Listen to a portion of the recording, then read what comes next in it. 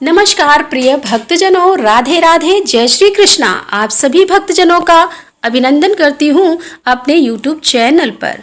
मित्रों, आज हम आपको सुनाने जा रहे हैं बुद्ध प्रदोष व्रत की व्रत कथा एवं पूजन विधि। तो चलिए कथा को प्रारंभ करते हैं। मित्रों, कथा प्रारंभ करने से पहले आपसे एक छोटी सी रिक्वेस्ट है कि अभी तक आपने हमारे चैनल को सब्सक्राइब नहीं किया है तो कृपया हमारे चैनल को सब्सक्राइब कर लें और वीडियो को ज़्यादा से ज़्यादा शेयर करें।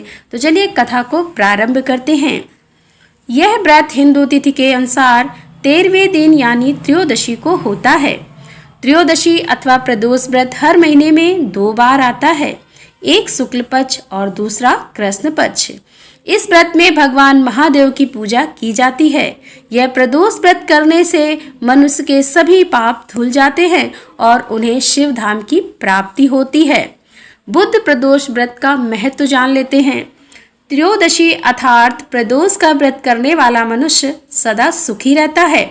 उसके संपूर्ण पापों का नाश इस व्रत से हो जाता है।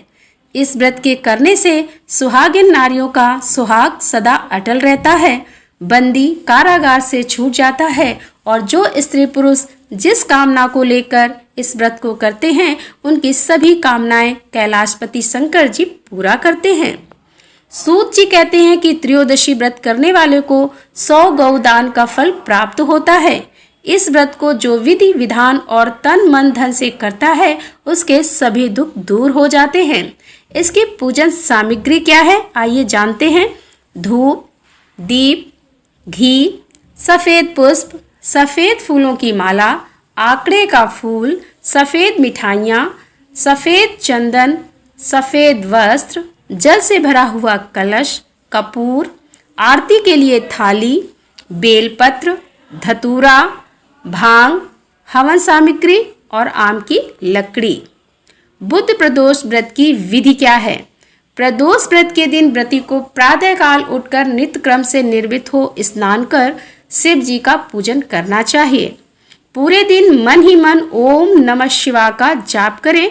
पूरे दिन निराहार रहें और त्रयोदशी के दिन प्रदोष काल में यानी कि सूर्यास्त से 3 घड़ी पूर्व शिव जी का पूजन करना चाहिए। प्रदोष व्रत की पूजा शाम 4:30 बजे से लेकर शाम 7 बजे के बीच की जाती है। व्रती को चाहिए कि शाम को दोबारा स्नान कर स्वच्छ श्वेत वस्त्र धारण कर ले। पूजा स्थल पर अथवा पूजा गृह को शुद्ध कर ले। यदि व्रती चाहे तो शिव मंदिर में भी जाकर पूजा कर सकती हैं। 5 रंगों से रंगोली बनाकर मंडप तैयार करें और पूजन की सभी सामग्रियां एकत्रित कर लें। उसके आसन पर बैठकर शिव जी की पूजा विधि विधान से करें। ओम नमः शिवाय कहते हुए शिव जी को जल अर्पित करें और इसके बाद दोनों हाथ जोड़कर शिव जी का ध्यान करें। ध्यान का स्वरूप इस तरह से होना चाहिए कि करोड़ों चंद्रमा के समान कांतिवान त्रिनेत्रधारी मस्तक पर चंद्रमा का आभूषण धारण करने वाले पिंगल वर्ण के जटाजूटधारी नीलकंठ तथा अनेक रुद्राक्ष मालाओं से सुशोभित वर्धहस्त त्रिशूलधारी नागों के कुंडल पहने व्याध चर्म धारण किए हुए रत्न जड़ित सिंहासन पर विराजमान शिव जी हमारे सारे कष्टों को दूर कर सुख समृद्धि प्रदान करें। ध्यान के बाद बुद्ध प्रदोष व्रत की कथा सुने अथवा सुनाएं और कथा समाप्ति के बाद हवन सामग्री मिलाकर 11 या 21 या 108 बार ओम ह्रीं क्लीं नमः शिवाय स्वाहा मंत्र से आहुति दें। उसके बाद शिव जी की आरती करें, उपस्थित जनों को आरती दें और सभी को प्रसाद वितरित कर दें।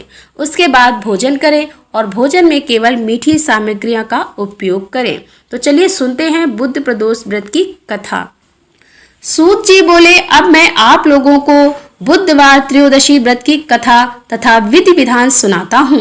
इस व्रत के दिन केवल एक ही समय भोजन करें, हरे वस्त्र पहने और हरी वस्तुओं का सेवन करें।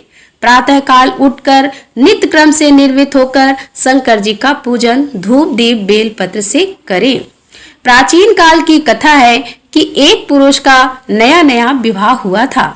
वह गौने के बाद दूसरी बार पत्नी को लेने के लिए अपनी ससुराल पहुंचा और उसने सास से कहा कि बुधवार के दिन ही पत्नी को लेकर अपने नगर जाएगा।